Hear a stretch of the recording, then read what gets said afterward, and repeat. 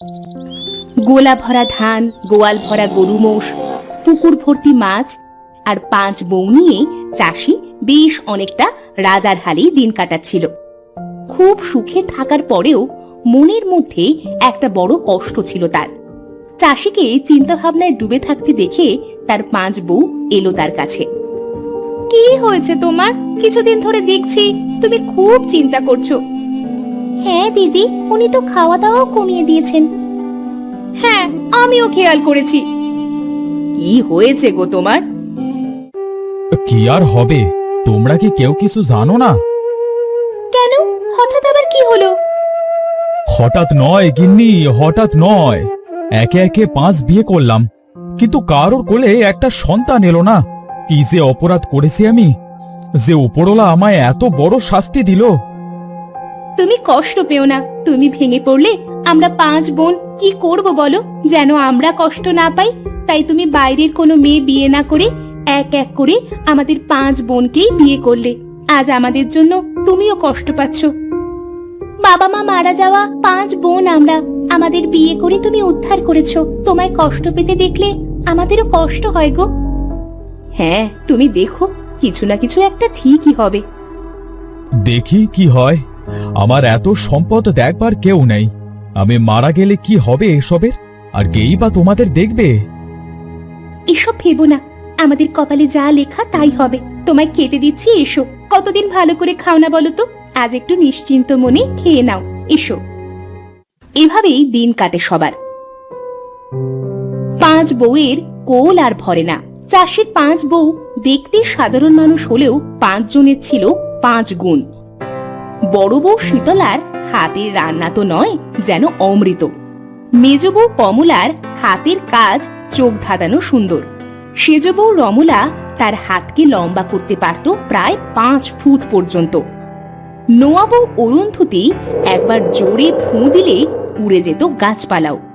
আর ছোট বউ মহেশ্বরী অদৃশ্য হতে পারত। এমনই একদিন চাষি তড়িঘড়ি ঘরে এসে তার বউদের ডাকতে লাগলো। বড়, মেজো, শেষো, নোয়া, ছোট বউ, কোথায় তোমরা? তাড়াতাড়ি এসো। আরে কি হলো, এসো সবাই। কি হয়েছে? তুমি এত হাঁপাচ্ছ কেন? তড়িঘড়ি করে ডাকলে কেন? কারো কি কোনো বিপদ হয়েছে? আহা, কার আবার কি হবে? অলক্ষণে কথা বলিস না ছোট। আরে গুরুমা আসছে বাড়িতে, কাল সকালে চলে এলো বলে। গুরুমা? তিনি এই অসময়ে আসবেন যে? গুরুমা পত্র লিখেছেন, তিনি তোমাদের 5 বউকে 5টি ফল দেবে, তাতে তোমাদের সন্তান হবে। কিন্তু তার জন্য তোমাদের 5 বউকেই তাকে সন্তুষ্ট করতে হবে। যে তাকে সন্তুষ্ট করতে পারবে না, সে ফল পাবে না। ও, এই ব্যাপার? ও, তুমি চিন্তা করো না, গুরুমাকে আমরা ঠিক সন্তুষ্ট করতে পারবো। হ্যাঁ, আমরা আমাদের সাধ্যমতো সব করব। আর আমাদের মধ্যে যদি অন্তত একজনও মা হতে পারে, তবুও তাকে আমরা 5 মা হয়ে আগলে রাখবো। দেখো। যাক, নিশ্চিন্ত হলাম। তোমরা তবে সব আয়োজন শুরু করে দাও। সারা বাড়ি আগে গোবর জল দিয়ে ধুয়ে দাও। 5 বউয়ের সব আয়োজন চলল বেশ জোর কদমে।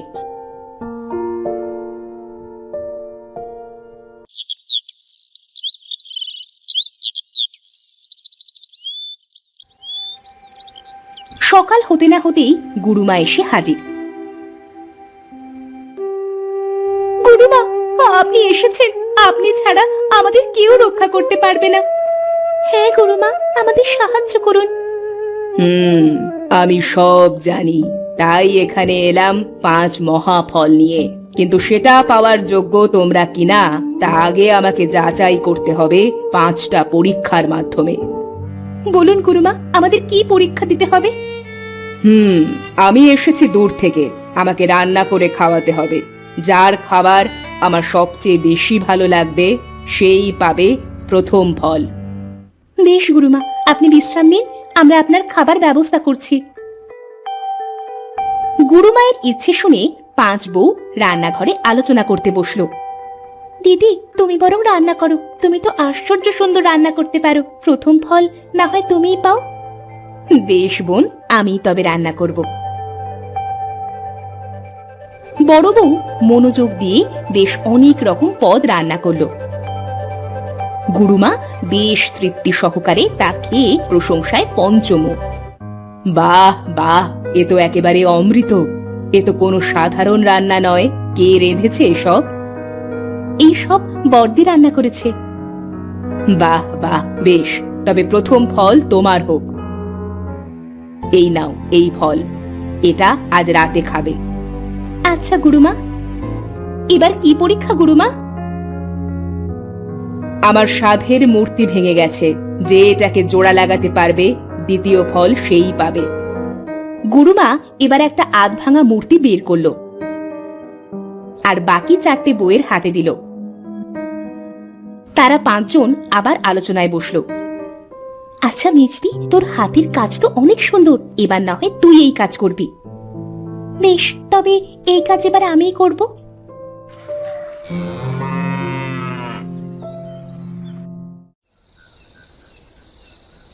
মেজ বউ সারা রাত পরিশ্রম করে মূর্তিটাকে আগের থেকেও বেশি সুন্দর করে বানিয়ে ফেলল। গুরুমা পরদিন দেখে তো অবাক। বাহ, কে বানালো এটা? এটা তো আগের চেয়েও সুন্দর হয়ে গেছে। কে বানালো এটা? এটা আমি বানিয়েছি গুরুমা।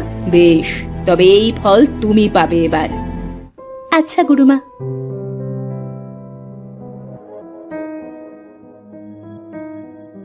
গুরুমা দুপুরের দিকে কতগুলো তুলো নিয়ে বসলো চরকা কাটতে। 5 বউ গুরুমার পাশেই বসে রইল। হঠাৎ কিছুটা তুলো উড়ে গেল আর পাশের বিশাল বড় মগডালে গিয়ে সেই তুলো আটকে গেল। এই যা, তুলো তো উড়ে গেল, কিন্তু অত বড় গাছ থেকে তুলো কে পারবে? যে গাছ না কেটে তুলো আনতে পারবে, পরবর্তী ফল আমি তাকে দেব। আমি আমার হাত অনেক লম্বা করতে পারি, আমি এক্ষুনি এনে দিচ্ছি গুরুমা। হাত লম্বা করে সেজ বউ সেই তুলো নিয়ে এলো। এই নিন গুরুমা আপনার তুলো। অসাধারণ সেজ বউ, বেশ, তবে পরবর্তী ফল তুমিই পাবে। গুরুমা, পরবর্তী পরীক্ষা কি হবে? আমি শুনেছি এ গাঁয়ের জমিদার নাকি সকলের টাকা আত্মসাৎ করে। তোমাদের মধ্যে ধরা না পড়ে যে আসল খবর আনতে পারবে তাকেই দেব পরের ফল। 5 বউ আবার আলোচনায় বসলো। এই মহেশ্বরী, তুই তো অদৃশ্য হতে পারিস, এই কাজ তুই ছাড়া আর কেউ ভালো মতো করতে পারবে না। শুনেছি জমিদার বাড়ি ঢোকাটাই ঝামেলা, কড়া পাহারায় থাকে প্রহরীরা। বেশ, তবে আজ আমিই যাব।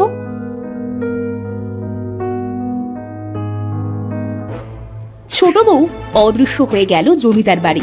সেখানে জমিদার গাঁয়ের গরিব লোকেদের মারধর করে তাদের টাকা আত্মসাৎ করতে দেখল সে। বাড়ি এসে সে সব খুলে বলল। সব শুনে গুরুমা অবাক হয়ে গেল। তুমি সত্যি অদৃশ্য হতে পারো? দেখাও দেখি। এক্ষুনি দেখাচ্ছি গুরুমা। বাহ, অসাধারণ প্রতিভা। বেশ, পরের ফল তুমিই পাবে ছোট বউ। এই নাও। আর আমার পরবর্তী পরীক্ষা হবে সবচেয়ে কঠিন। গুরুমার কথা শেষ হতে না হতেই এক ঘূর্ণিঝড় আরম্ভ হলো। কড়া বিদ্যুতের চমকানি আর বিশাল ঝড়ের সাথে ঘূর্ণিঝড় এগিয়ে এলো তাদের দিকে। কি ঝড় শুরু হলো!